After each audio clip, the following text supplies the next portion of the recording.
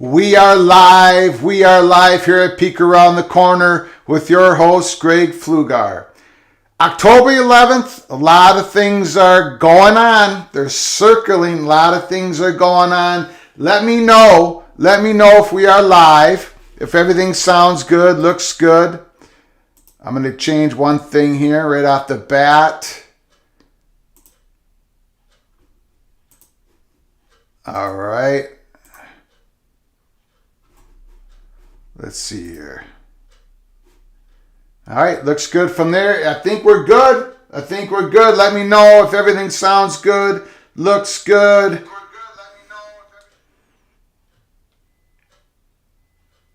All right, thanks, Tater Tots. Thank you, Danielus7. Thank you so much. Here we go. We got a big night ahead of us. Big night. Buckle up. Brace for impact.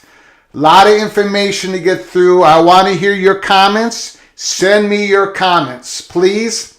Agree with me, disagree with me, say it like it is. If you want, please smash the like button, subscribe to our channel, and share this video with your family and friends during the live broadcast, afterwards, okay? If you want to donate to the show to keep the lights on, there's Venmo, PayPal, and Venmo information on the ticker below the screen. If you want to do the super chat, hit the $sign, get your question or comment in, and we will discuss it, no matter if you're ripping on your humble host here, Greg Pflugar. Okay, let's get right to it. I'm going to tell you my thoughts on some of my thoughts, because there's so much to get through. I will get to your comments. I see they're already starting to pile up. This is going to be a big night. Today, Kevin Warren talked, right, at the Big Ten Media Days. And he fielded a couple questions on expansion. Now, we're not just going to talk about Big Ten expansion tonight, possible Big Ten expansion. We're also going to talk about, is this Florida State steam coming out of Florida State 247? Is that real steam? What's going on there as they try to possibly get out of the ACC with a buyout? We're going to talk about it. But we're also going to talk about the great games that are going on here in Week 7 in college football. But let's get to Kevin Warren and what he said today. Now, if you've been following our YouTube channel, you know the whole story, right? If you haven't, there's a whole bunch of episodes you can listen to. I would go with episode 52, Oregon being mighty aggressive with the Big Ten in its attempt to realign themselves with the Big Ten. Just go through our channel, a list of episodes, and there'll be something there for anybody who's interested in what is going on in college football, what's going on in college sports. Let's get to Kevin Warren first, right? Here's an article written by Nick Schultz. Kevin Warren touts future of Big Ten expansion, integrating USC, UCLA ahead of 2024 arrival. Just going to go through this article real quick, okay? At Big Ten Football Media Days in July, the news of USC and UCLA additions to the league was still somewhat fresh. More than 2 months later, discussion is now about how the conference will look with the two new teams. Kevin Warren spoke about that integration process on Tuesday. Okay, we're going to skip a couple paragraphs. The biggest thing right now that we have come up with, what we're calling some of our can't miss priorities. This is Kevin Warren talking. And one of the can't miss priorities is to make sure what we flawlessly integrate our new media partners. Remember, they got a whole lot of new media partners. This doesn't usually happen like this, right? SEC's got one media partner, ESPN, ABC, the family, the Disney family. ACC has one media company, one media partner, ESPN, ABC, the Disney family. Big 12 has two media partners, Fox, ESPN. Same with the Pac-12. Big 10 in this new media deal has Fox, of course, Fox Sports, CBS, NBC, Peacock, which is part of NBC, their own Big Ten network, and we know from public reports and our own intel at Peek Around the Corner that Big Ten is in talks with Amazon to possibly expand the conference because Amazon wants that Big Ten content. Are they willing to pay for it is the question. Are they willing to pay for it? We'll get back to that in a second. Okay, he goes on to say, Kevin Warren, but our priority is just to make sure, one, we take care of our 14-member institutions now from a basketball standpoint, from a conference standpoint, and that we do everything we possibly can to make sure that we flawlessly integrate USC and UCLA into the Big Ten Conference. We have a lot of work to do. It's one thing to negotiate contracts, to make an announcement. It's another thing to actually get the work done, and that's what we're focused on right now. All of that sounds obvious, clear, credible. That's what commissioners do. It's the onboarding process is where the real tough work takes place. To onboard your new universities into your conference, just not athletically, but academically, research-wise. There's a whole bunch of stuff that the Big Ten has to do. For Kevin Warren, who is the Big Ten commissioner, right? Mainly his idea is about the athletic part of it, and it takes a lot of work to. If you read and watch what Jim Delaney said, how much work it took to get Rutgers and Maryland on board to the Big Ten, it was a lot of work. Okay, here's the part we want to get to. Kevin Warren, student athletes will remain number one priority after USC and UCLA additions. We are now coast to coast from New Jersey and in 2024 all the way to Los Angeles. We are very, very pleased and grateful. We are blessed every day for our 14-member institutions who comprise the Big Ten Conference. But we are also extremely excited about our two new family members who are scheduled to join our conference in the fall of 2024, USC, UCLA. Two outstanding academic athletic institutions with rich history, tradition, and legacy. One of our key focus points this year is to make sure that we flawlessly integrate both USC, UCLA into the Big Ten Conference, that our student athletes have been our number one priority, and during this integration period, they will continue to be our number one priority. Kevin Warren keeps talking about the student athletes. They are the priority, their well-being, right? He keeps pushing this message. And if you look at this expansion, if you just end it right now with no more expansion, if no more expansion, you will get two USC and UCLA on an island, alone. On an island, right? The travel, the times, the hours, the money, but it's mainly the time the student athletes spend on an airplane to travel to the rest of the Big Ten schools. The inability, if you just kept it at 16 schools, the inability not to be able to regionalize the conference into small pods for Olympic sports, for non-revenue sports. That's why many people from day one, I'm telling you from day one is July 1st. June 30th, the announcement was USC and UCLA to the Big Ten. From July 1st, July 2nd, July 3rd, the word came out, peek around the corner. We reported on Flag Umpire. We've been reporting it since day one and peek around the corner on August 10th, that Big Ten expansion wasn't going to stop at 16 schools in this window of time. That's not the goal. That's not the target for Kevin Warren. Before we get to your comments, and I will get to them in another minute, because we got lots to go through today. As Kevin Warren is doing this media days, Big Ten media days, Rick Neuheisel, former coach of a couple different Pac-12 schools, been all over the place in the Pac-12, right? I think he had an interview a couple months ago where he said, I have been fired and hired by pretty much everybody in the Pac-12. He has a radio show on ESPN, and today on ESPN Radio, he said, I have it from sources that it's all but done in respects to Washington, Oregon, to the Big Ten. Now, there is a clip here of him saying it. I'm not going to play it. I don't want any copyright strikes against me. I do not know about the legalities of it. I'm just not going to play it. But if you want to go to @DouglasTS or my own Flag Empire Twitter accounts, you can hear what Rick Neuheisel said in his own words. But basically he was saying, from my sources, it's all but done in respects to Washington, Oregon, going to the Big Ten. And then he goes on to say, and something, I'm paraphrasing it, and potentially Stanford in California.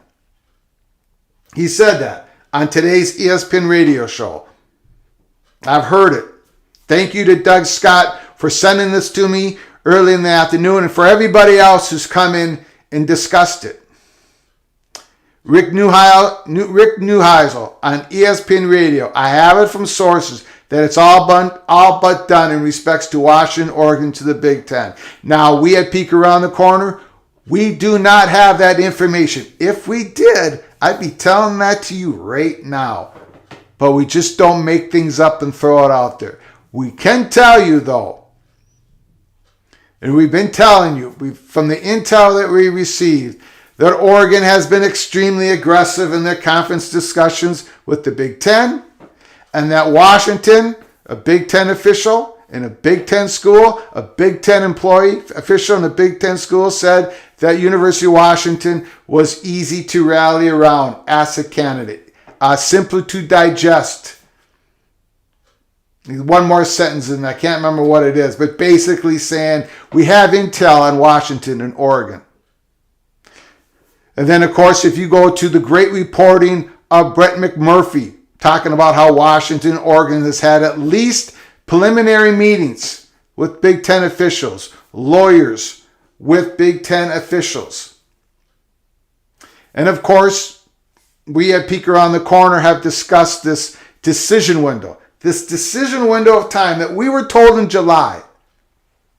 From August 15th to October 15th, this was the decision window that the Big Ten wanted to make this decision. Go or no go for launch. Go, expand, or not go. This was the window of time. You got Rick Neuheisel saying it's all but done, like the decision has been made in this window of time. We do not have that information at Peek Around the Corner. We will keep trying to get some information, but we don't have that. Not from our money perch sources. If you don't know, if you're new to this channel, because we have people coming in new all the time, go to our pin tweet at Flug Empire, at FLUGEMPIRE. You see it on the ticker in your video. Go to that Flug Empire, go to the pin tweet, and you'll learn about BTM and his associates and the money perch and how we broke the story that USC called the Big Ten and other stories that we have broken over the years. Let's get to your comments. I apologize for that long-winded monologue. We have way more to get to tonight. So stick with us. Stick with us. Share the video. Share it with your friends and family. Come along. Put your comments down. We will get to them. We want to get to this FSU steam, right? The steam that FSU is trying to get out of their grant of rights. That's been steaming in Florida State's 247. We're going to get to that momentarily. We will get to that story as well. Okay, here we go.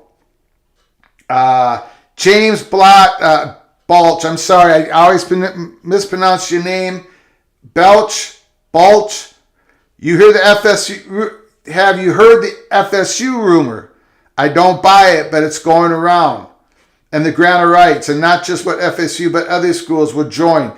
We will get to that. We will get to that steam. We will get to that here tonight on this show. I have lots to discuss. I don't have all the answers, but we have lots to discuss in and around Florida State.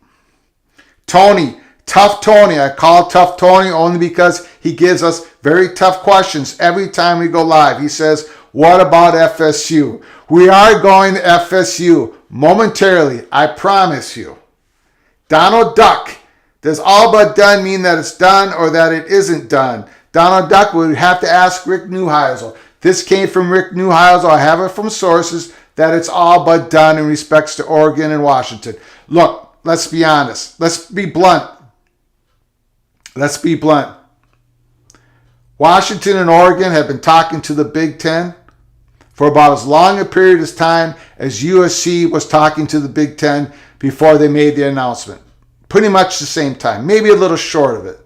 So we're getting to that point where it's a go or no go for launch. Okay? And Donald Duck, if you want to go, if you've missed our show, our episode, a couple episodes ago, I think it was maybe a live show Friday night with Rob Mullins, your athletic director of University of Oregon, discussed with Ali Osborne, the lady, the anchor of the news station out in West Virginia. She asked Rob Mullins a conference realignment question. Take a look at Rob Mullins, what he had to say. He said, I think we're going to see more and more changes. You've seen a geographical barrier lifted on expansion. In other words, conferences don't have to expand with regions that are bordering them. They're going to go outside of their regions. Conferences are going to become more national. He didn't say all this, but that's basically what he's saying. He did say geographical barriers have been lifted. He did say that, and you're going to see more and more of it. And then he talked about how TV revenue is driving the conference realignment. And then he goes on to say shortly after, and Oregon has strong TV ratings, a strong brand, which is all true. I happen to think that Rob Mullins, of course he does, he knows a whole heck of a lot how things are between University of Oregon and Big Ten, and he is very, very positive on what's going on, feeling good about what's going on. Watch that interview, or watch it. Go to Ali Osborne, her Twitter account. She's a graduate from the University of Oregon. She works in West Virginia. Go to her Twitter account, and she put it on her Twitter account a couple nights ago. Daniel, my brother from another mother. Yuck on California and Stanford, but I get it. The Big Ten presidents want eggheads. Again, the steam that we had on Stanford at Peek Around the Corner was very early on. Big Ten presidents want Stanford as a Big Ten university. But with Notre Dame still keeping Big Ten arm lengths away, Stanford needs somebody to grease the skids for Stanford to become a Big Ten school. That's our opinion. But Washington and Oregon are knocking on that door, and they're about to kick it in. We have no steam, as you know, Daniel, on the University of Oregon. So we don't have all the information that Brett McMurphy has and Dennis Dodd have. Right? They have Oregon, Stanford, Washington, California. We have Oregon, Washington, and Stanford as the third school, possibly needing their skids greased to slide on in. We have no info in California. But that's just us here at Peek Around the Corner. Our perch is limited. It's pretty accurate. Right? In the past, it's been really, really accurate. But it's limited.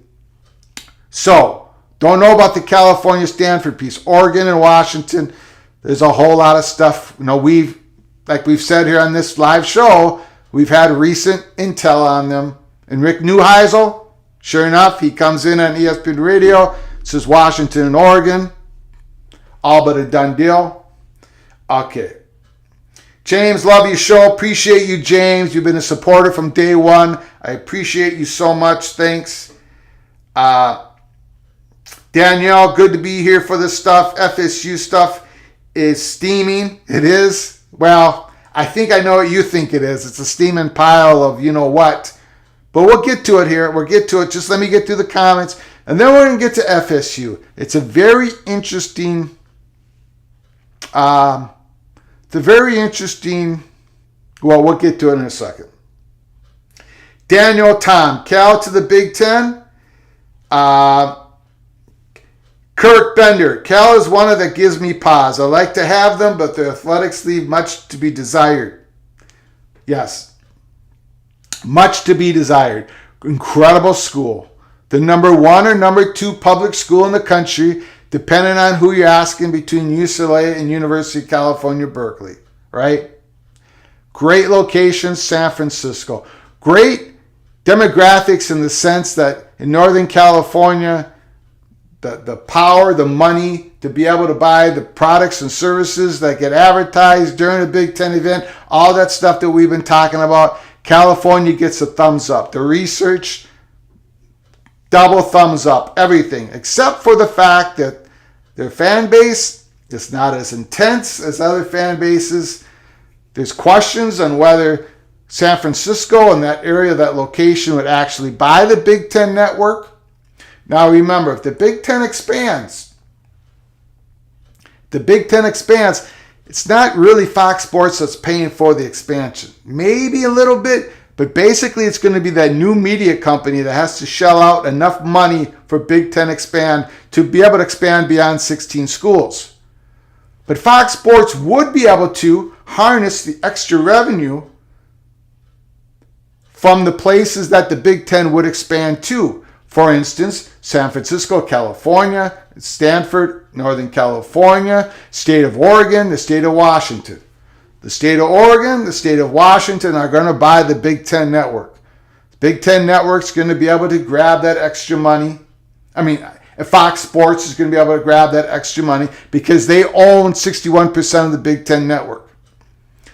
The other 39% of the Big Ten network is owned by each individual university once you become a full-fledged member of the Big Ten Conference, plus the Big Ten Conference itself gets a slice that is as big as each university.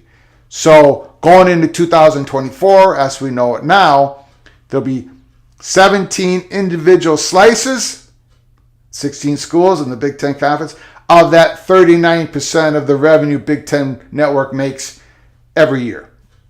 Okay, we went way too deep. I apologize for that. That's what we do on Peek Around the Corner. Sometimes we do a deep dive into what's really going on. Okay. Tough Tony. No California. Yes, Utah or Kansas. Well, that's the thing, Tony. That's the thing. Again, Tough Tony with a tough question. That's the thing, right? If California, if Big Ten presidents make this commitment to go to 20 schools right now, to add on 4 schools, and none of them can be the ACC schools because of grant of rights. We're going to get to that here in another minute, I promise. Who would be that 20th school if it's not University of California? Okay, so let's say it's Oregon, Washington, and then Stanford. And they want to go to 20th school, 20 school composition from 2024 to 2029. Who would be that 20th school? Utah? Possibility. Kansas? Definite possibility. If you notice, Kevin Warren again said today, we want to be the greatest basketball conference in the country all time, forever. Right? He says that again. He always talks about how great a basketball conference the Big Ten. Kevin Warren always talks about how great the Big Ten wants to be in basketball, how dominant they want to be in basketball. So when you're a Kansas Jayhawk and you want to become a Big Ten member, boy, you're thinking, wow, this is us. This is us, right? Kevin Warren keeps putting that out there. So Kevin Warren also talks about, not to get too far away from the subject, but he always talks about how he wants to expand the Big Ten Hockey Conference. He's unable to find that 8th school yet that is a match for the Big Ten, but boy, he wants to expand that hockey. He is a huge hockey fan, huge college fan, hockey fan, so keep that in mind. For those who are not from the state of Minnesota who are watching the show, which most of you aren't, just let me tell you, Kevin Warren is a huge college hockey fan. Keep that in mind. Okay. You know what? I got a lot more questions coming here. I promise I will get to them. I promise I will get to the comments. We want to get to this. We want to get to this FSU steam, this possible steam. We want to get to the story. Okay? So please, still comment on Kevin Warren, Oregon, Washington, anything else you want to comment on. Bring them into the comment section. Write them in. We will get to them. I promise you. But we have to get to this FSU steam. And please smash that like button. It helps us so much with the algorithms to this show. It really does. And subscribe to this ever-growing channel.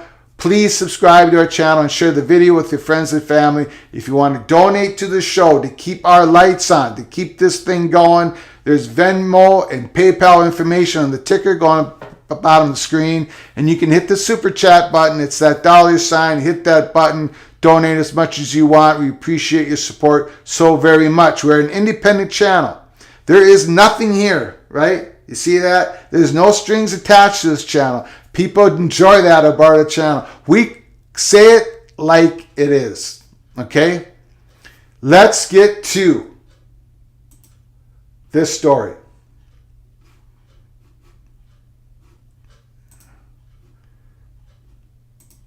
I'm sorry. I apologize for that. I got a bunch of FSU stuff here lined up.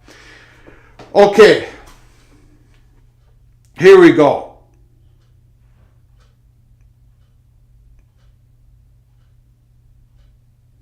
FSU.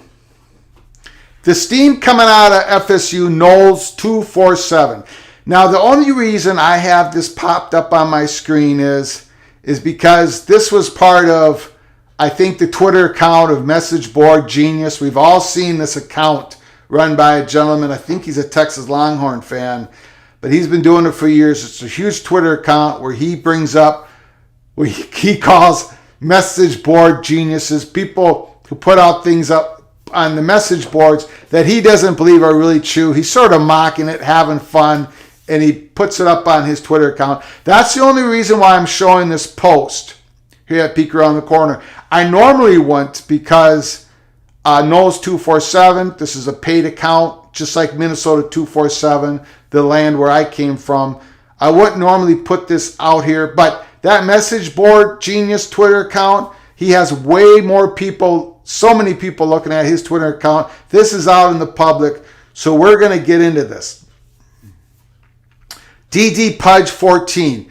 I'm going to say what he said here in this comment. Now, he has made about 11 to 13 different comments about the subject of Florida State looking to buy out of the grant of rights, the ACC grant of rights. I'm going to first read what he says here, and then I'm going to give you my thoughts on it. And then I want you to give me your thoughts on it as well. And we're going to get into this. But let's just go through. I'm not going to go through. In fact, this is the only comment I'm going to go through of his in this thread that he created on Knowles 247. If you have a 247 account, if you have a VIP account, you can go to Knowles 247 and read the whole thread that DD Pudge 14 made. We're just going to read this comment here. I'm really not implying anything. So let me step back. DD Pudge made a comment on the thread days before. I think it was October 10th. And this one I think it's October 11th. So he started this thread yesterday. So this is not his first comment. He was pretty cryptic in his comments leading up to this one. Okay. He says, I'm really not implying anything. Pretty obvious at this point in the thread what I'm saying. Had a phone call with a guy about an hour and a half ago. Made me much more confident in what I'm saying here. Some details regarding interactions with the ACC I had questions on. Some were answered, some weren't. Main thing is that the money that's been raised, which is beyond a significant amount, is intended for an ACC buyout. Obviously, the follow-up was if that had been successfully negotiated yet, and the answer was, I don't know. Also, I don't think this could be traced back to me anymore. Wouldn't really care if it did, though, as there were a few high-level boosters that were given this info. Would not surprise me at all if some of those were on this board. One specifically that I know of, 500,000 plus year donors. Don't really care if you all buy what I'm selling. It's more fun that way when I bump this thread with your comments in a few months.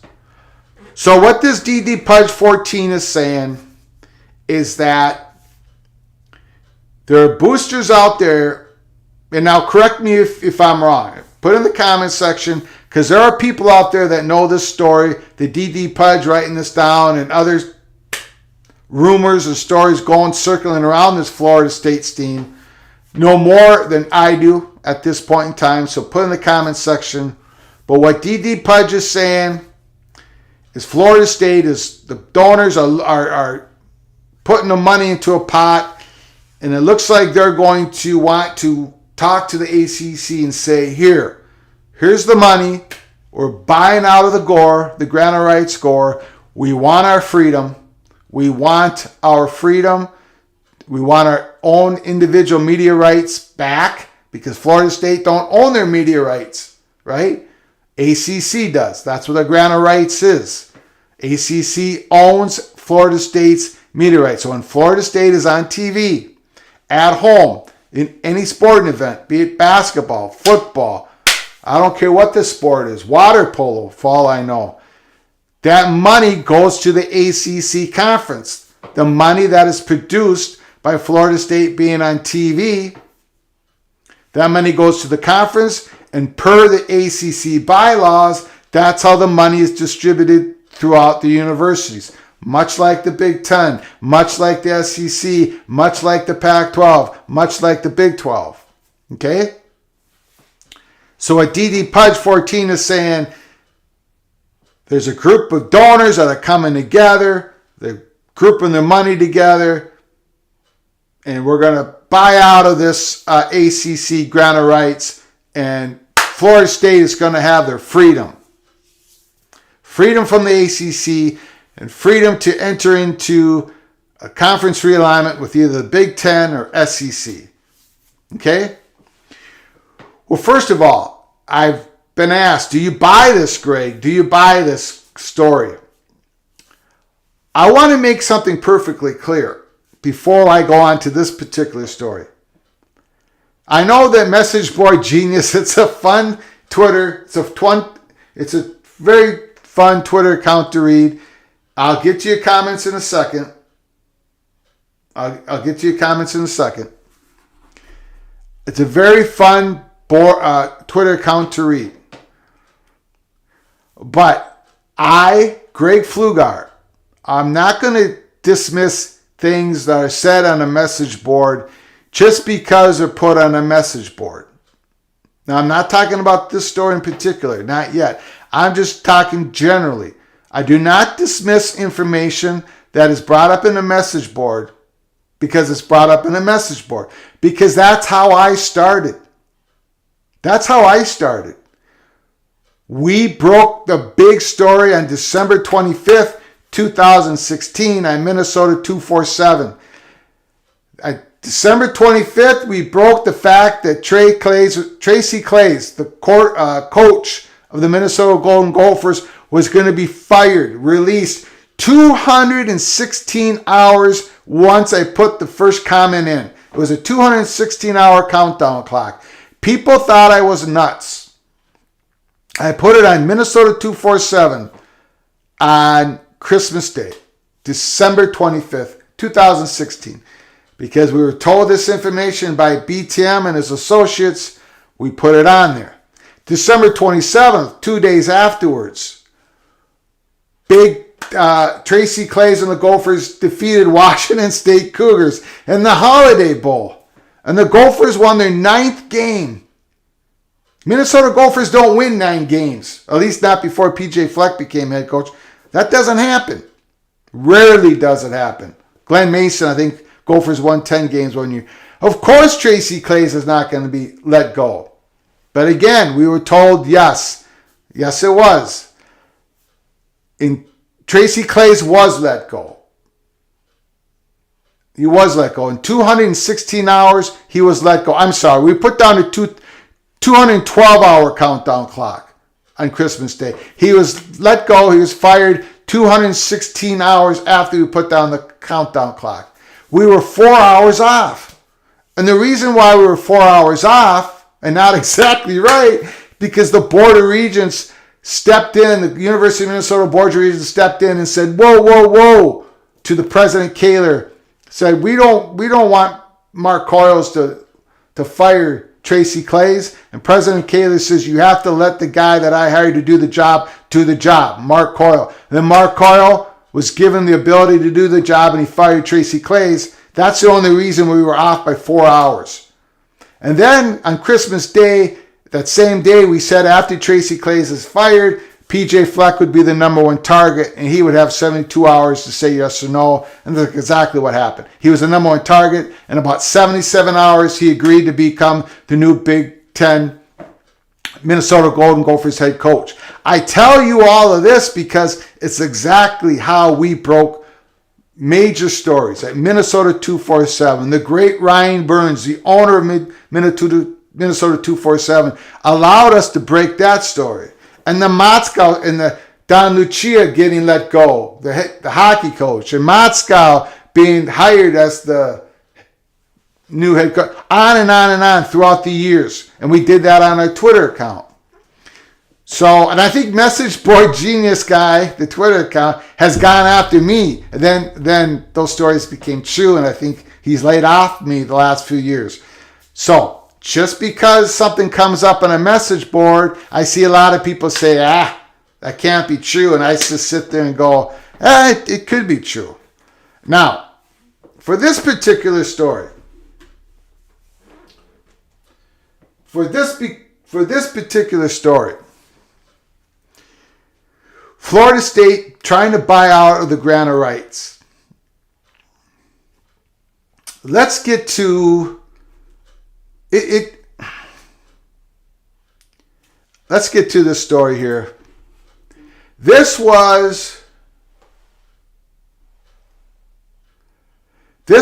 had an episode on this in August, probably around August 21st, because this article came out August 21st. Dustin Lewis, SI Fan Nation, SI, FSU president says Seminoles will be very aggressive in conference realignment. Do you remember this story that it came out? See, we thought this was just an incredibly, very odd story.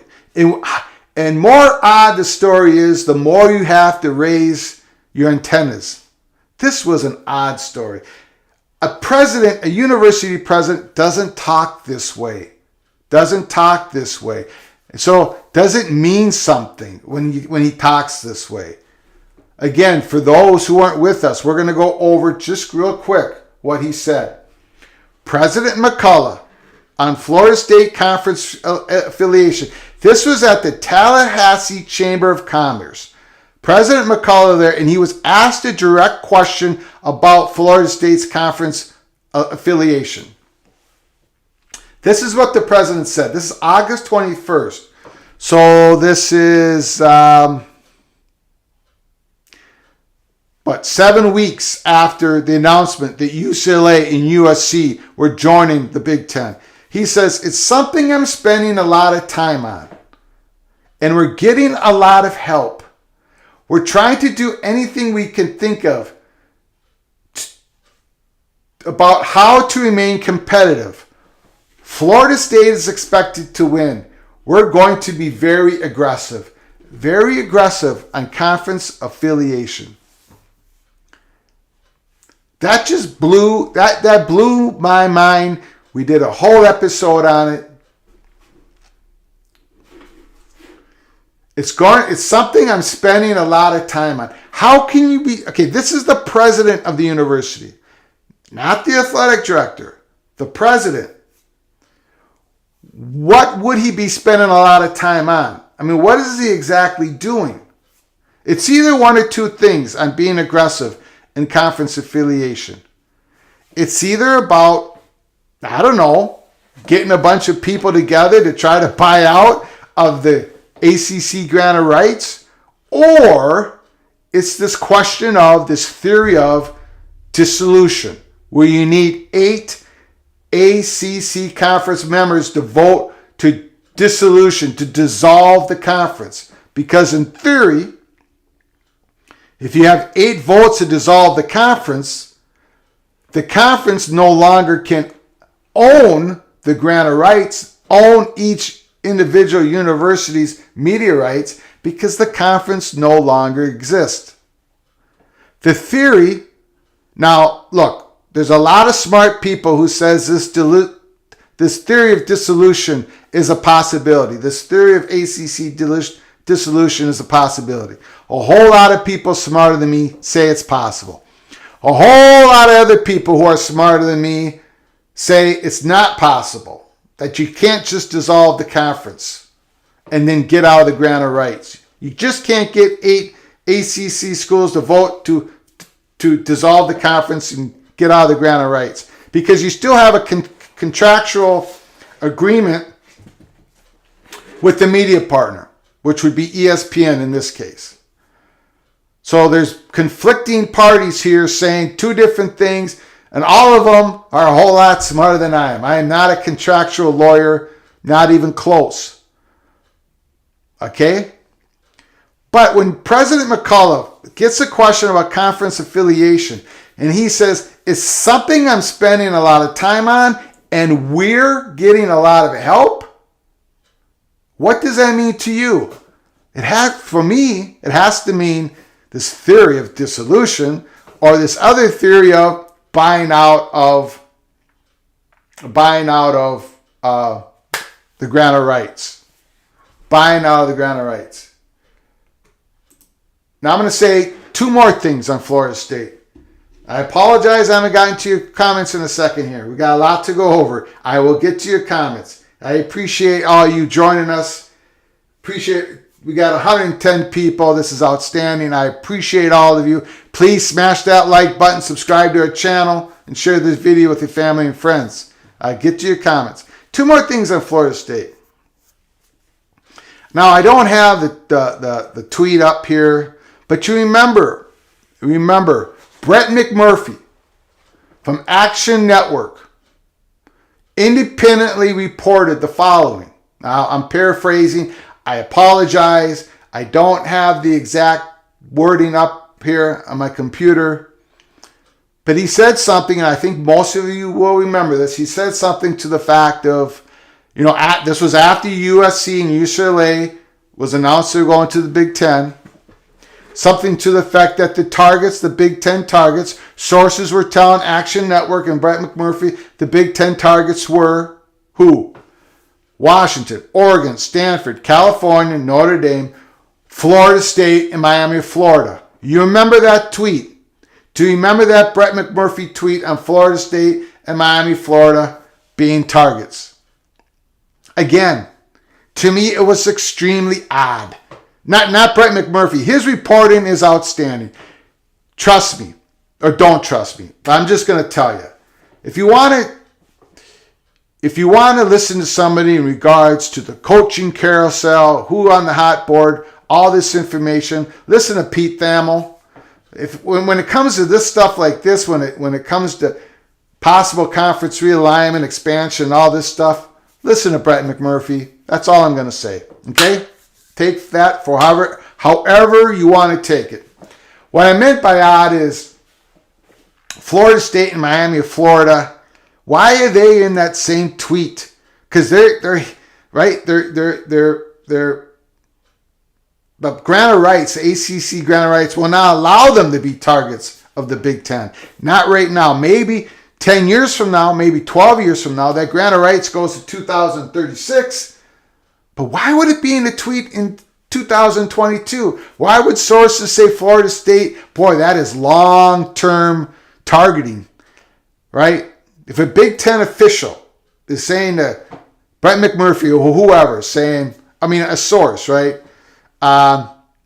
You know what? Oregon, Washington, Notre Dame, Stanford, they're targets of the Big Ten for further Big Ten expansion. And also Florida State and Miami, Florida. Wow, Florida State and Miami, Florida being being targets like right now, or 6 years from now, or 10 years from now. One more thing on Florida State. And then I'll get to your questions and comments. I promise you. But there's one more thing on Florida State.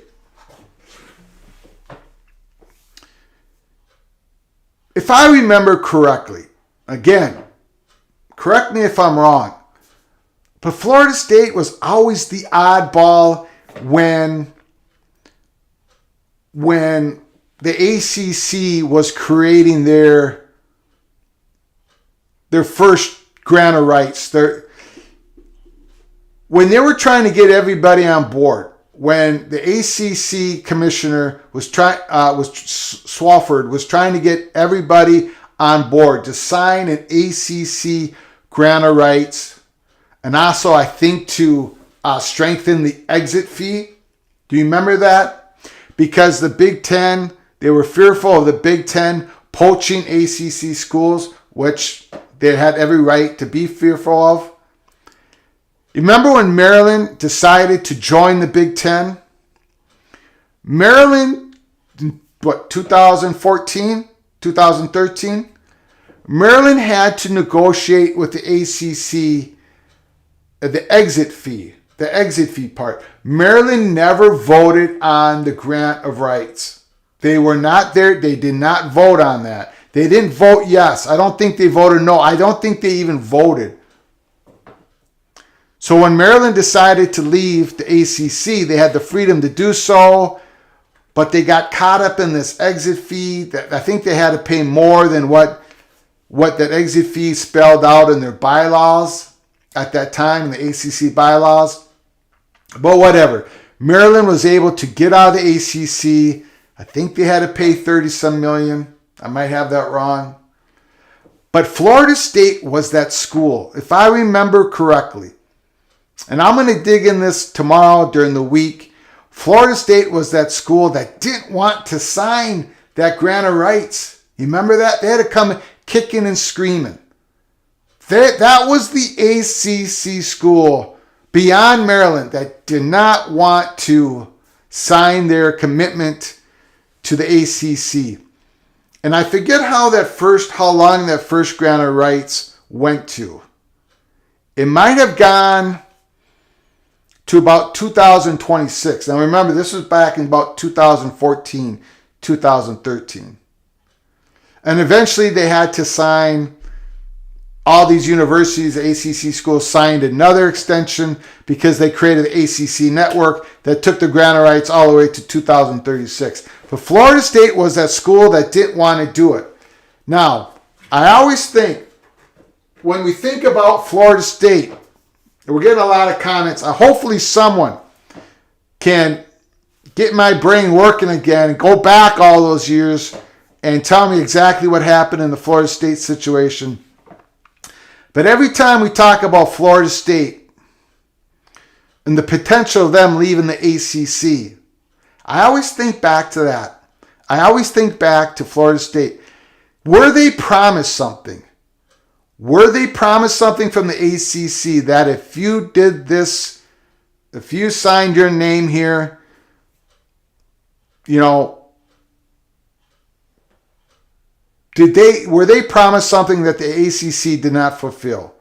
Because again, and I'll get to your comments here, again I get back to this. President McCullough on Florida State Conference affiliation. It's something I'm spending a lot of time on, and we're getting a lot of help. We're getting a lot of help. Boy, you can either say that's a bunch of boosters getting together, or you can say that's a bunch of lawyers getting together, trying to find a way out.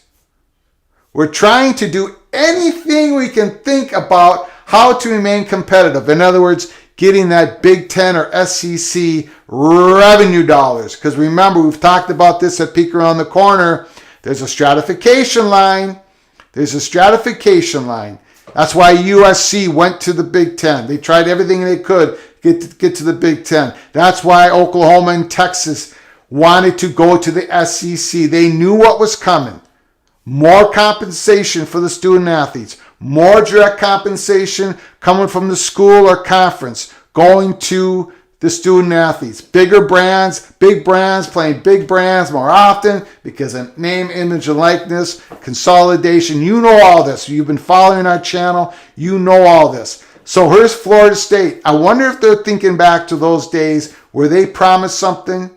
Were they from the ACC? Again. So there's some unique dots that connect Florida State and all this. You have Brett McMurphy mentioning them, right, as a potential target, a target that Big Ten a school that Big Ten wanted to target, right? And then you have the president saying what he said to the chancellors here on August 20th. And then you have that history of Florida State kicking and screaming. And then we have our own intel at Peek Around the Corner that we put out. I don't remember when, but I did write a big post of it on Minnesota 247 in regards to Miami of Florida. This was a while back. They were looking into somehow being able to create this fund where they would pay the ACC in installments to get out of the ACC GOR. And then this last question is, if Florida State did have the money to buy their way out of the GOR, would ACC even accept it? Would they take the money? Because if they took the money from Florida State, wouldn't they have to take the money from the next school and the next school? And pretty soon you don't have an ACC conference. Let me get to your comments. Colin Murray, thanks for the $5. Appreciate it. If you had to put 1,000 on whether or not this was real in the next 5 minutes, where would you put it? Well, since I would have to borrow the 1,000 from you, Mr. Murray, I wouldn't be that concerned where I put it. No, I would put it on.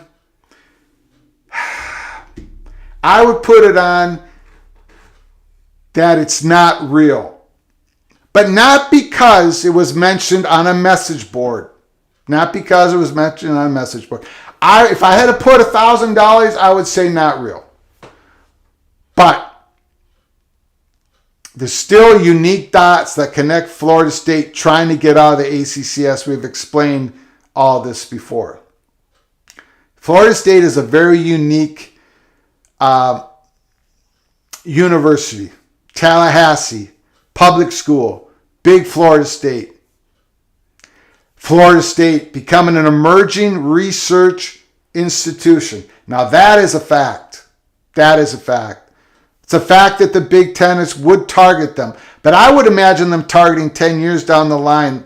But you know what? Brett McMurphy said in a tweet here in 2022.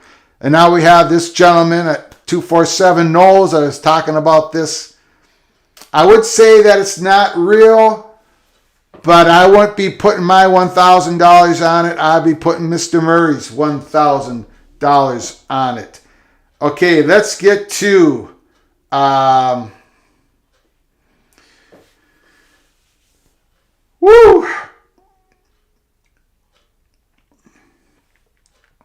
Okay, Cornelius Green, praise the Lord, Greg. Yes, praise the Lord. You got that right, Mr. Green.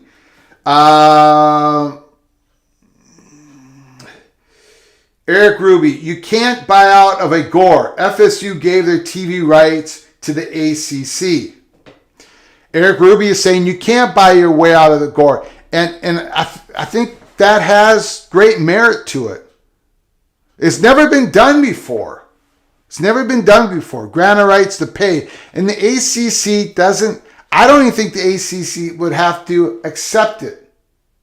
Now, I see you made another comment, Eric Ruby. FSU president was addressing his boosters. That's all they could ask about. He wants donations and gave them what they wanted to hear. Kind of a cynical remark, Eric. But he went into such details on it. It's something I'm spending a lot of time, and we're getting a lot of help.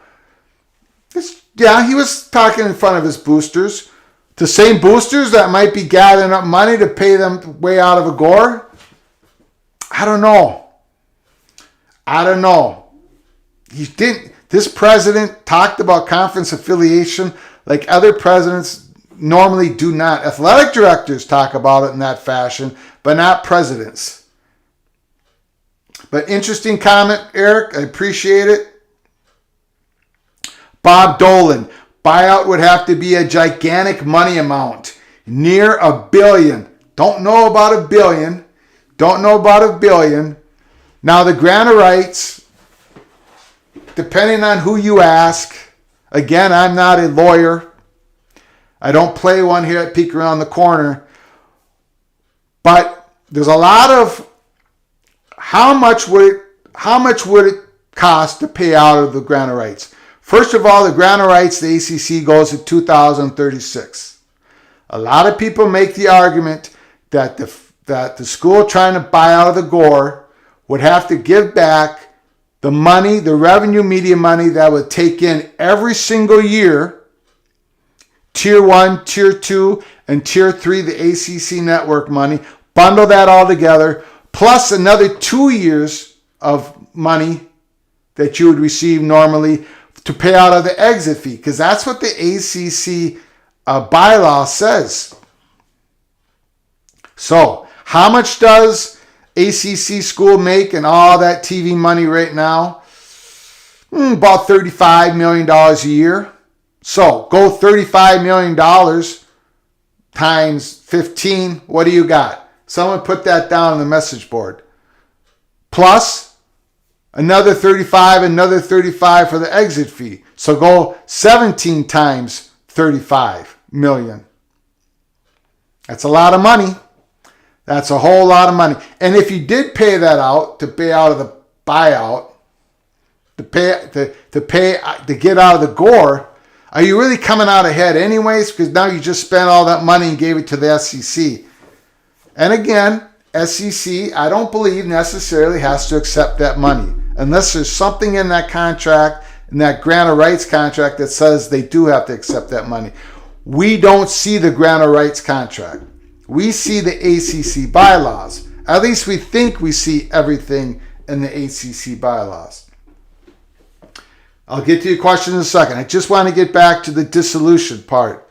This dissolution theory of where 8 schools can vote to get out of the ACC. And therefore, there is no more grant of rights because there's no more conference to own the grant of rights. Again, there is nothing, if the ACC bylaws says anything in there on how to dissolve the conference, if the conference can be dissolved, then we could have put that dissolution thing to rest. We could put it to bed, never talk about it again. But it doesn't seem like the ACC bylaws, from what we can see, from the updated version that has gone around the internet, it doesn't look like there's anything about dissolution specifically mention the ACC bylaws.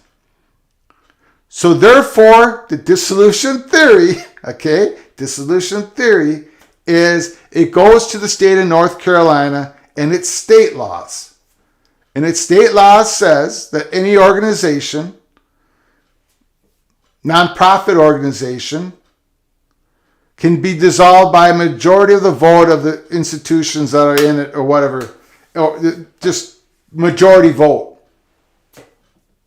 So there's been a lot of articles. You go ahead and Google it. A lot of smart people writing, this is the pathway out of the grant of rights. 8 votes. There are 14 full-time members of the ACC plus Notre Dame. And a lot of people think Notre Dame has a vote, would have a vote in that. Notre Dame has all their sponsored sports in the ACC except for their football program, which remains independent, and their men's hockey program, which is part of the Big Ten. So that's the other avenue. Was President McCullough of Florida State saying it's something I'm spending a lot of time on and we're getting a lot of help? Is this some planned coordination that Florida State is planning with 7 other ACC schools to bury that GOR, to dissolve the conference, to bury the GOR? Is that what President McCullough is working on? If it is, that doesn't really tie into what that gentleman said on the 247 Knowles message board, because he was talking buyout.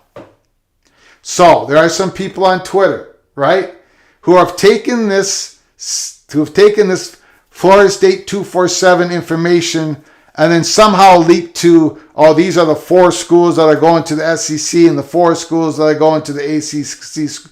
I mean, these are the 4 ACC schools that are going to the Big Ten. These are the 4 ACC schools that are going to the SEC. And they made a bunch of hoopla about it based upon this information of Florida State 247. But that doesn't really tie in, because the information on Florida 247 is just about Florida State getting out of the ACC by buying out the GOR, not the dissolution theory. So I don't know why people are attaching those two together. We'll get back to your comments.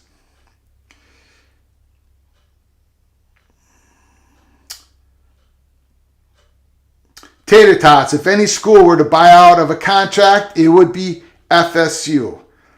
FSU, I agree with you. I think it would be FSU if it's possible. If the ACC had to accept the buyout, if there's something in that grant of rights contract that says ACC has to accept the buyout, I agree. It would be FSU or it would be Miami of Florida, in my opinion. The only thing about the Florida State thing is that they're a state public school. Miami of Florida is private. I think they might have more space to be able to do that. And Miami of Florida has big boosters, gigantic boosters. We all know that. Those boosters are building Miami of Florida a gigantic, beautiful new on-campus stadium. So keep that in mind. Eric Ruby, FSU is not that rich. They couldn't buy out of $100 million, none less of a $1 billion. Two guns. I remember the rumors of Florida State going to the Big 10 or Big 12 around that time. The Big 12 rumors I don't think was anything serious at that time in 2014. Tater Tots. Florida State booster program is very legit. Don't totally agree with you, Eric. Not saying I believe this is happening, but I could see it. Danielle, I put it on the rumor mill. Danielle, hopeful fans want the best for their schools and will speculate on their school landing in a better spot now versus later. Kirk Bender, what if you had to put the money on whether or not Washington, Oregon get announced to the Big Ten before Saturday? Well, I would. Okay, Saturday's October 15th. No, I would bet against it. Now, I know we've been saying the decision window here at Peek Around the Corner was from August 15th to October 15th. The decision window. The announcement window, it doesn't have to... Boy, there's a lot of steam. There is a lot of steam. Again, just go back to Rob Mullins, the Oregon's athletic director, and what he said to Ali Osborne in that little excerpt of the interview. And go to Ali Osborne's Twitter account. Man, an athletic director of Oregon, Rob Mullins. Man, the words he used, an athletic director doesn't use that type of phrasing if Oregon's already been told no by the Big Ten or if Oregon has chosen not to pursue the Big Ten. But neither of those are true. Big Ten hasn't said no yet. Don't think they will. And Oregon hasn't stopped pursuing. Dennis Dodd of CBS Sports just said it last week. CBS, couple of different sources they had saying Big Ten hasn't stopped their pursuit of Oregon, Washington, Stanford, and California. So I would bet against the announcement before Saturday. But remember this. BTM and his associates, BTM,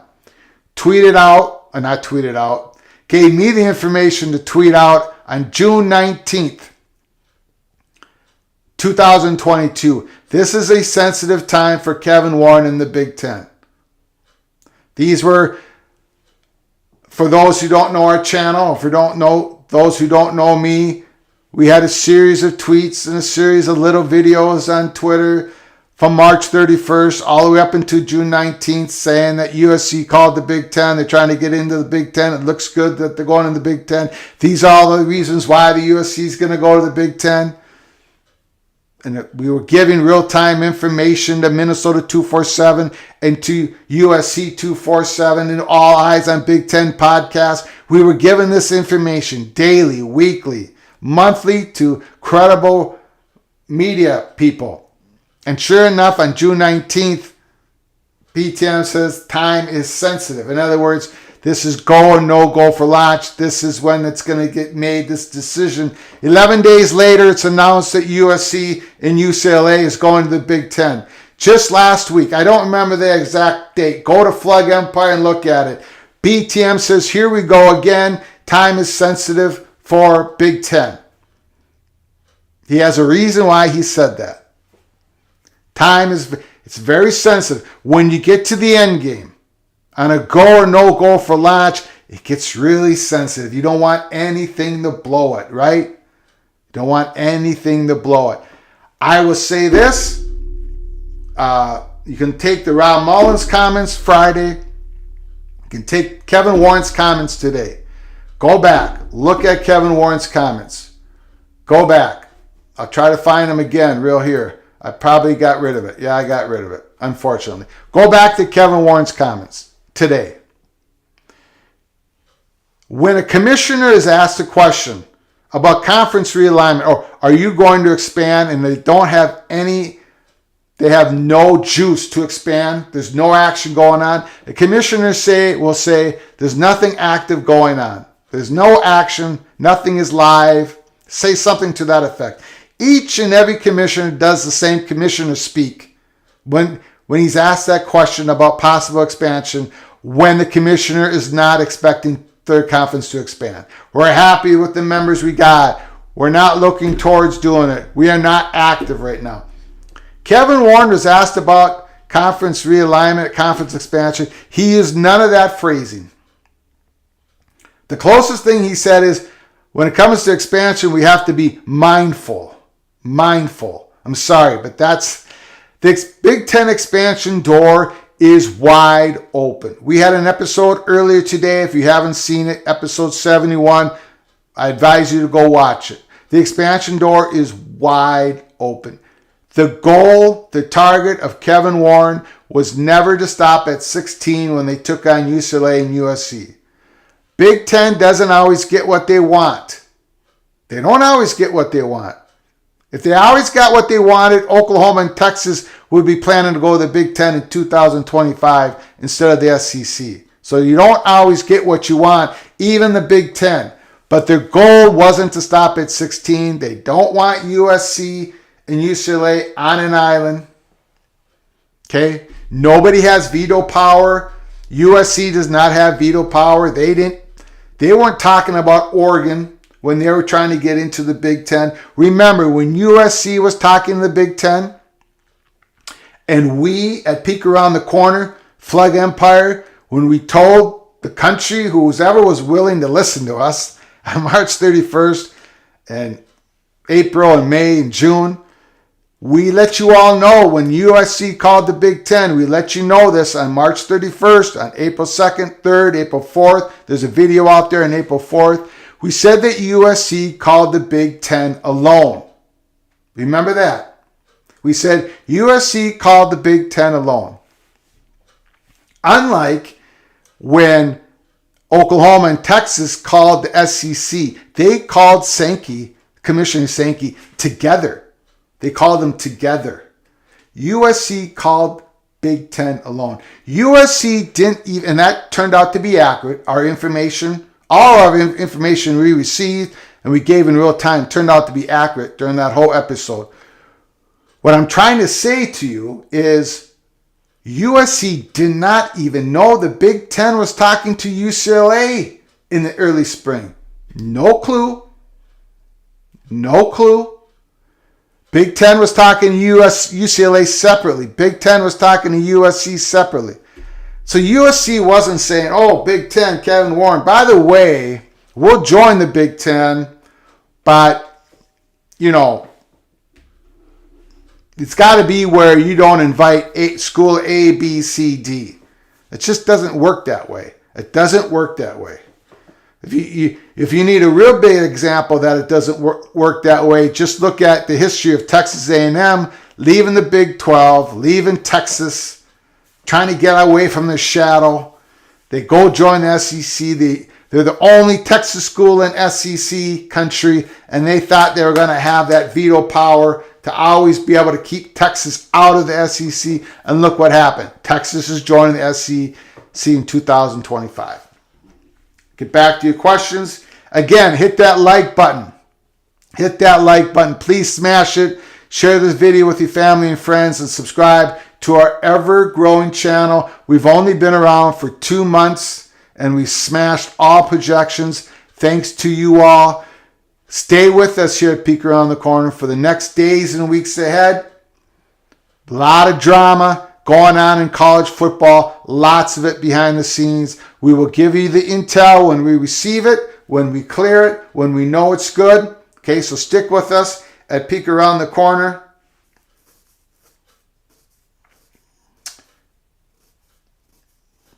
Bob Dolan, it might be real that boosters are exploring it. Doesn't mean they will be able to raise the funds to make it a reality. True. I mean, that's a lot of money. You know, that's enough money to basically build a new stadium. Yeah. Look, that's why I would bet against it not being real. And again, we go back to the question, does the ACC, do they even have to accept the money? Maybe they can say no. We don't know. We don't know that ACC. We don't know the GOR. We don't know the contract between. Remember, the grant of rights is between the conference and its schools. It's not with the media companies. It's not with Disney. ACC owns the rights, media rights of Florida State. So we don't know exactly what it says.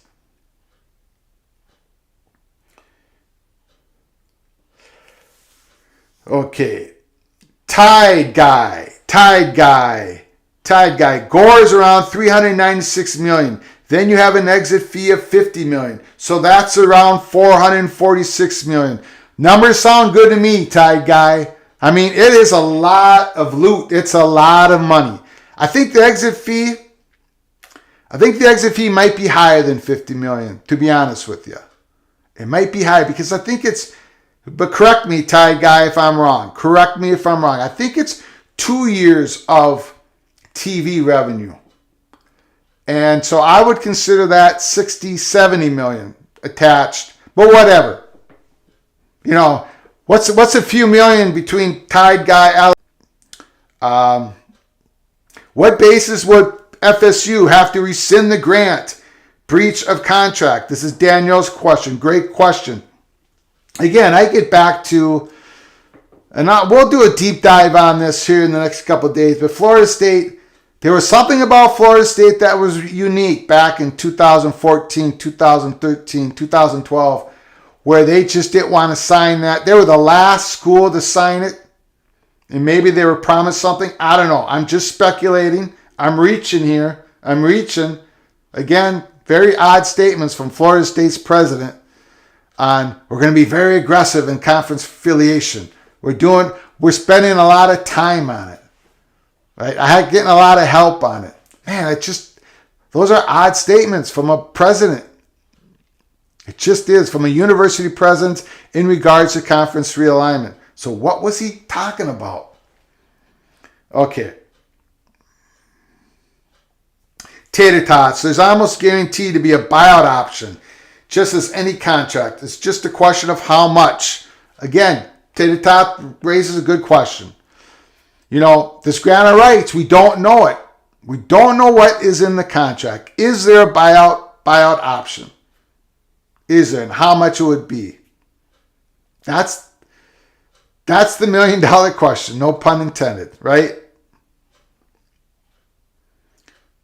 O.T. Hicks Sr., thanks for joining us, sir. Big Ten most likely expands to over 24 teams to be a full national conference and may go all the way up to 30 to 32 teams when it's all said and done. Again, Kevin Warren will not put a number on it, won't put a limit on it. We know he's an expansionist. We mentioned that in our Twitter account at Flag Umpire back in 2021 when he was first hired, when we got the word that he was an expansionist. Not just for full-fledged member, but he wants to add affiliation schools to certain sponsored teams and leagues. So I don't know what the number is going to end up being.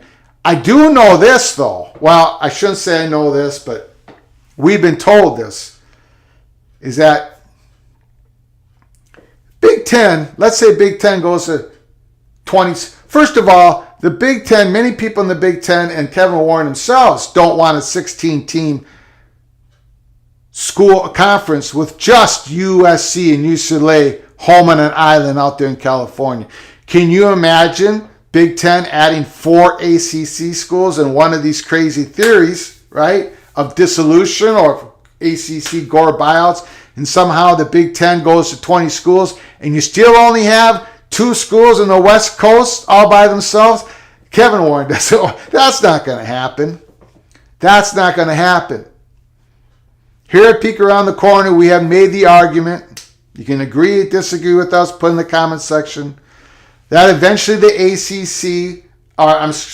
eventually the Big Ten will end its composition, will end its expansionism after it goes out east once again, especially the southeast. That's where the demographics is. That's where the super athletes, that's where they're coming from. They want to, the growing demographics in the southeast, right? So, but not until, you're just not going to grow in the southeast and keep USC, UCLA home on an island. So if you're not going to keep USC, UCLA home on an island, it's best to do it early and not late. That's what we've been told. That's what we've been told since the next day after UCLA and USC was announced that they're going to the Big Ten. From that day forward, and we've been talking about it ever since. And everything, it was so easy for Kevin Warren to slam that expansion door shut today. It would have been so easy. And he didn't shut the door. Not even close. Not even close.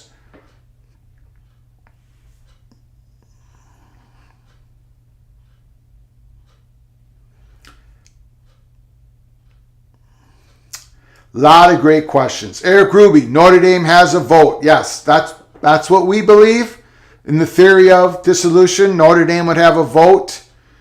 Tide Guy, UNC has emails that were released about them wanting to leave and how they could do it. Thank you, Tide Guy, for reminding me that. We did a whole episode on that. Let's go back to that. Thank you, Tide Guy, for reminding me. There was a Freedom of Information Act put forward by News and Observer, right? Newspaper in Carolina, having to do with the communications between the athletic director of North Carolina, Bubba Cunningham, to Gusowicz. I forget the first name, I apologize, but UNC Chancellor Gusowicz. The communications between those two on the night of June 30th, the night that UCLA and USC announced that they were going to the Big Ten. Not only that, but there was also a FOIA, Freedom of Information Act, filed having to do with the communications between Bubba Cunningham and Jim Delaney. And we took time at Peek Around the Corner to talk about that. Thank you, Tide Guy, for bringing that up. Because Gusowicz and Bubba Cunningham, were talking, and at one point in that discussion, Bubba Cunningham brought up the fact, so what is our goal? What are we going to do? Do we leave some AC schools behind? Basically what he said. I'm going to try to find that. Instead of paraphrasing it and butchering it, I am going to see if I can find that article, because I am just going to butcher it. It's a very important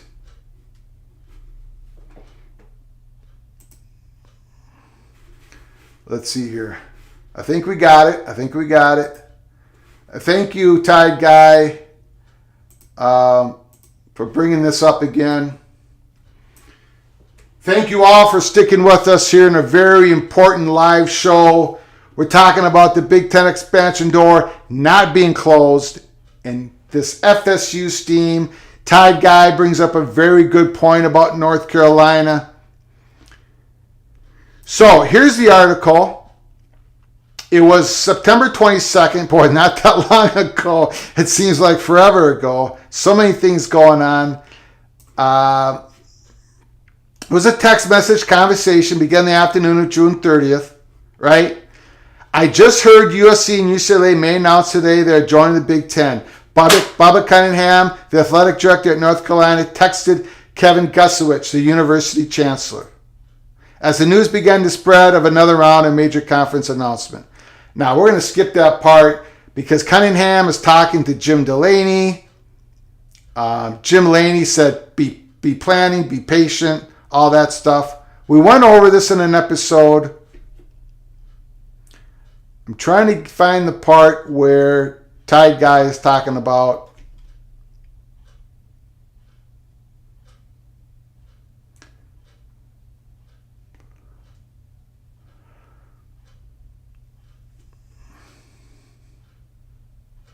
here we go. I think it's the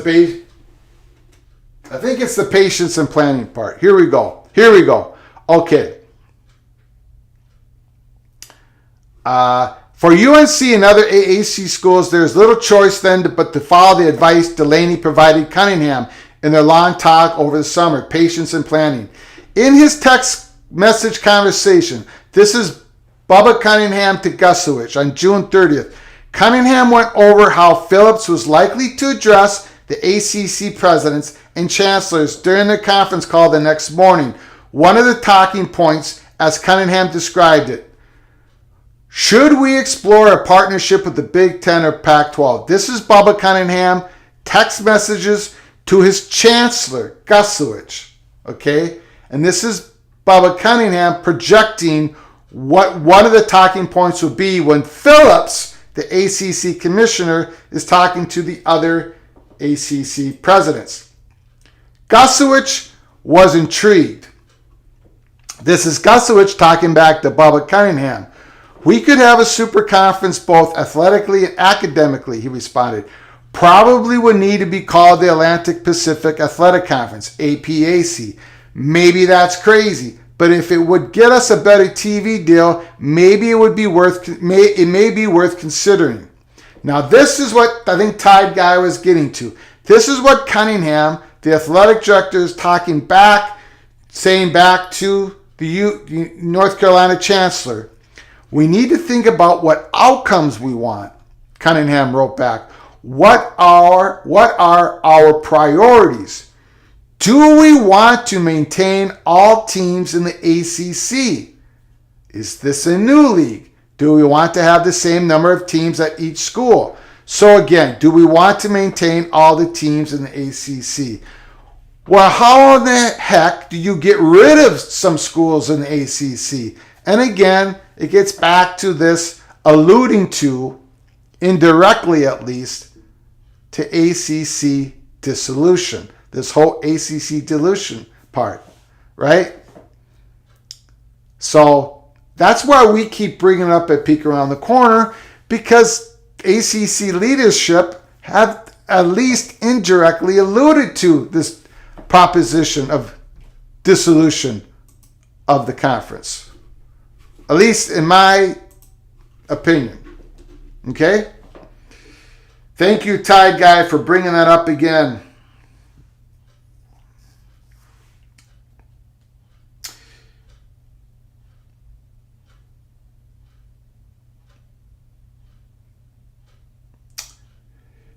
Chris, Greg, would it bum you out if the Golden Bears joined the Big Ten, knocking the Gophers' moniker of being the only one with the Golden in the nickname of the conference? No, I would be fine with another Golden Bears moniker.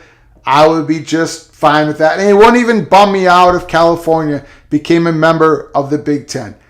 From our point of view at Peek Around the Corner, we've heard no steam on the University of California.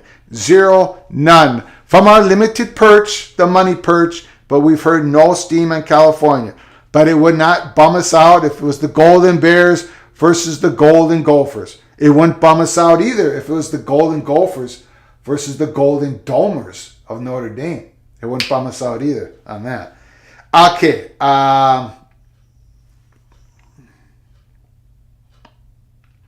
T-Duck, UCLA didn't call the Big Ten. I don't believe it. Yes, UCLA did call the Big Ten.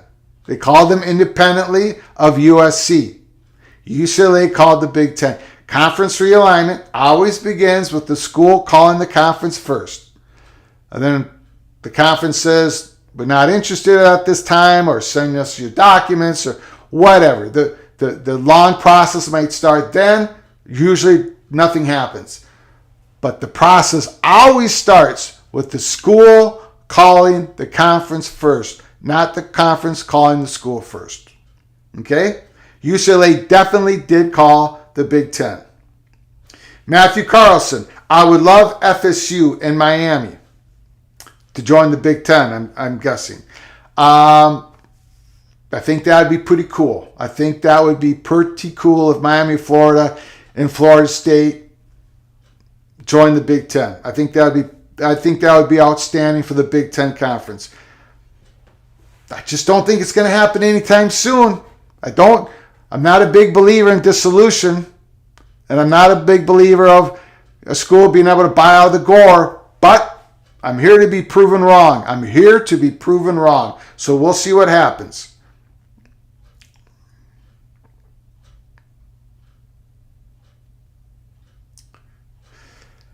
The school presidents, Chris again. School presidents are enamored with Berkeley as an institution.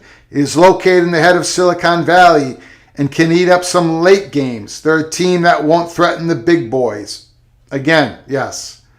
Thanks, Greg, for the chat. I appreciate you, Daniel. Appreciate all your support. Chris, I see Duke being added to the Big Ten as a nod to the school presidents. They are not a threat to win, but provide a date for when for the big boys. Yes, Duke is a huge research university. Huge research university. Again, it's private. Doesn't have a big football program or the intense fan base of the program.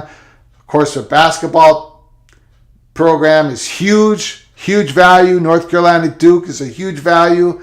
Wherever North Carolina goes, I think Duke is going to follow.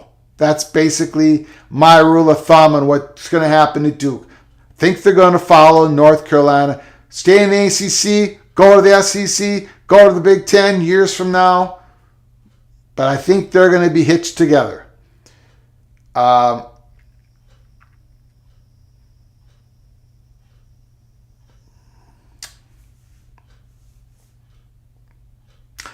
O.T. Hicks Sr., only reason I say Duke's a long shot because Big Ten prefer tandem schools to be added, and they would pick UNC and Virginia over UNC and Duke. So I'm just saying Duke would need a partner to be added. O.T. Hicks Sr. brings up a good point. These conferences likes to couple their expansion candidates together, right? Texas, Oklahoma.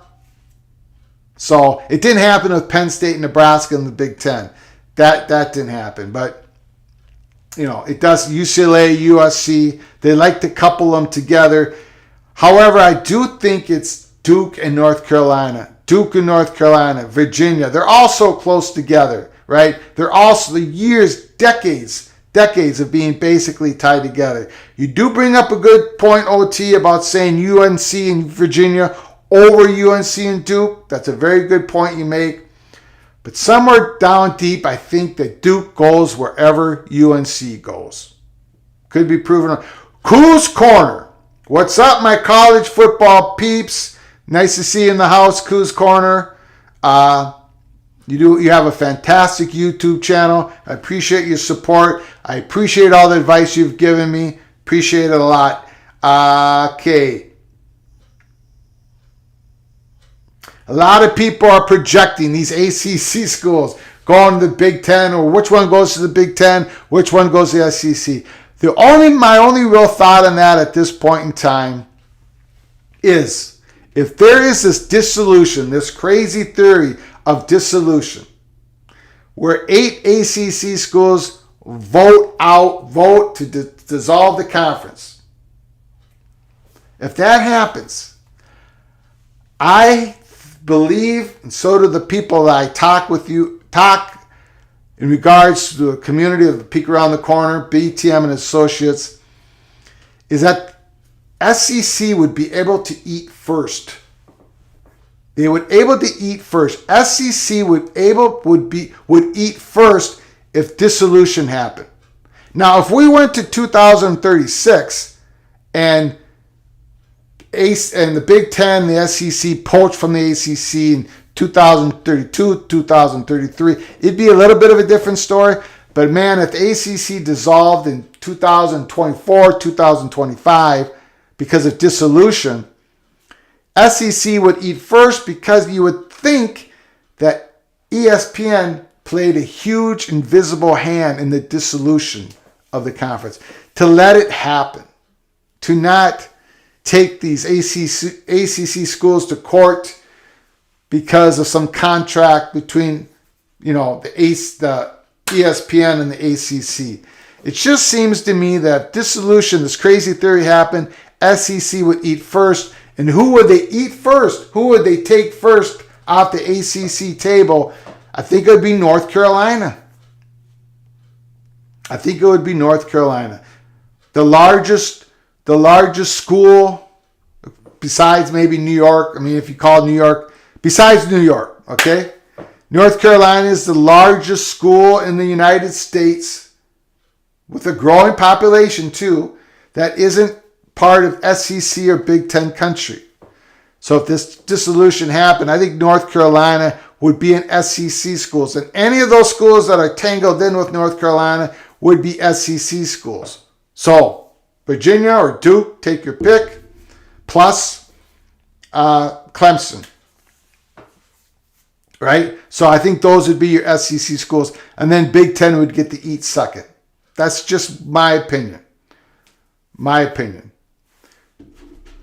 Give me your thoughts on the comments section below the video. Please subscribe to our ever-growing channel. Please, please, please. And share our video with your family and friends. Okay, big crowd tonight. Tide guy. People have to remember, Big Ten won't take a team non-AAU except Notre Dame. I have to disagree with you, Tide guy.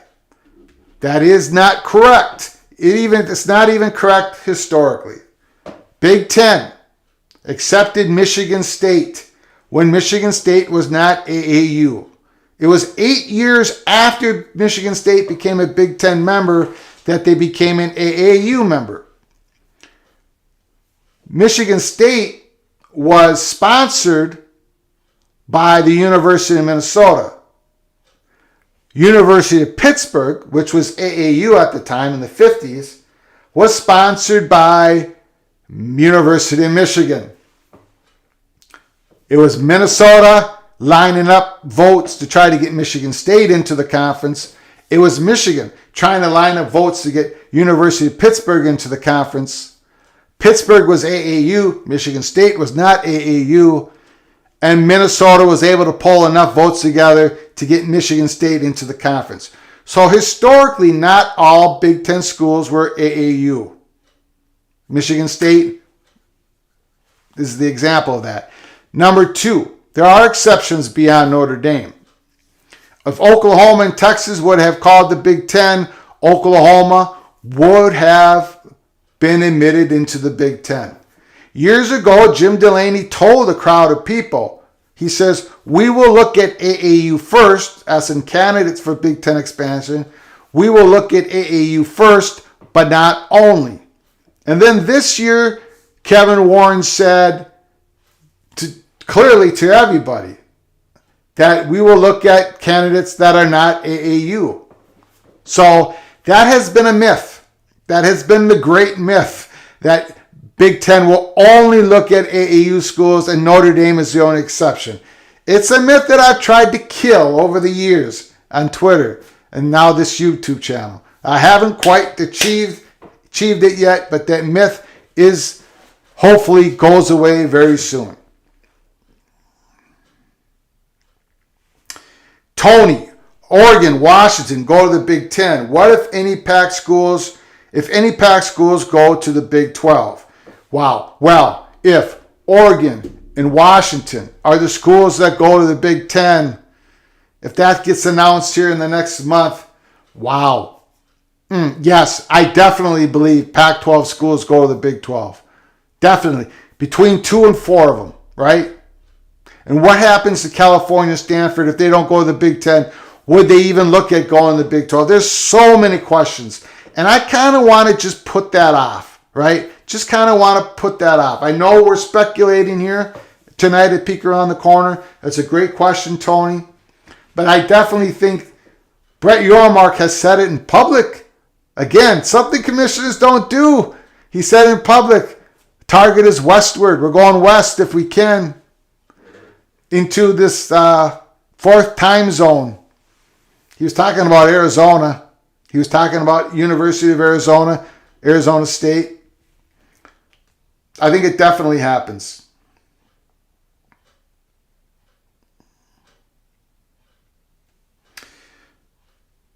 Okay, lot of good comments. Can't possibly get to them all. Please, if you want to get to me to get to your comment, put that super chat, small donation, help us keep the lights on. Appreciate it. Here at the Gopher by the Grace of God Studios. Appreciate it. Thank you so much. We got a donation earlier today from Mr. Colin Murray.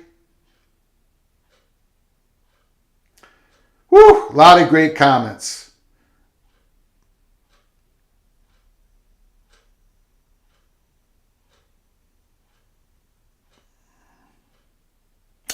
Ryan, what was acceptable to the Big Ten in 1948 is not necessarily acceptable to the Big Ten in 2022. I agree that Oklahoma could get in. The Big Ten would only consider AAU schools and blue bloods. Well, Big Ten is going to only look at schools that can add value to the conference, more or less, right? Usually the ties that bind the Big Ten Conference are research universities.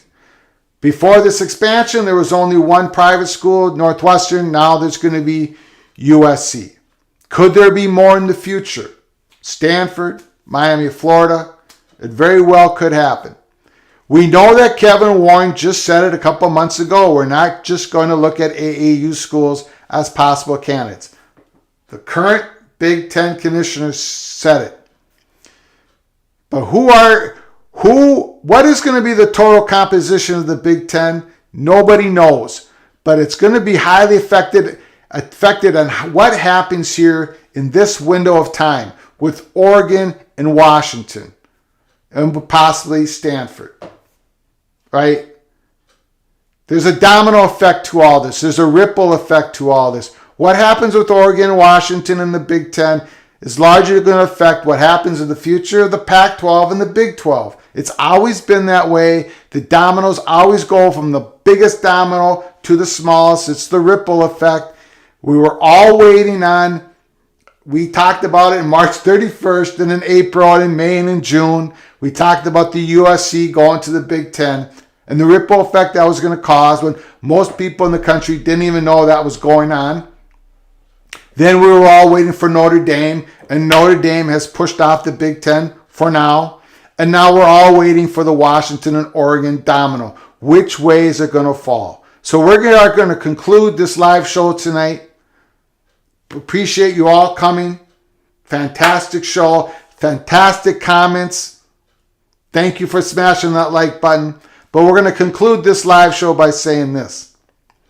The time is drawing near. The expansion door is wide open, but decisions do have to be made. Forget about the presidents. Forget about the commissioners. Forget about the schools. The media companies want this figured out. They want it figured out. Amazon is talking with the Big Ten. Now they're going to talk with the Pac-12. Now they're going to talk with the Big 12. They want it figured out. They want to get deals done. ESPN wants to know what's going to happen. The current Big Ten media partners, NBC, CBS, they want to know what's going to happen. Everybody wants to know what content is going to be out there for them to go after once this next domino either falls or doesn't fall. So the media companies themselves is putting pressure on these commissioners to figure out what's going to happen. So the time is drawing near. The door is open right now. We know Oregon and Washington is talking to the Big Ten. We know that Brett Yormark has his eyes set westward.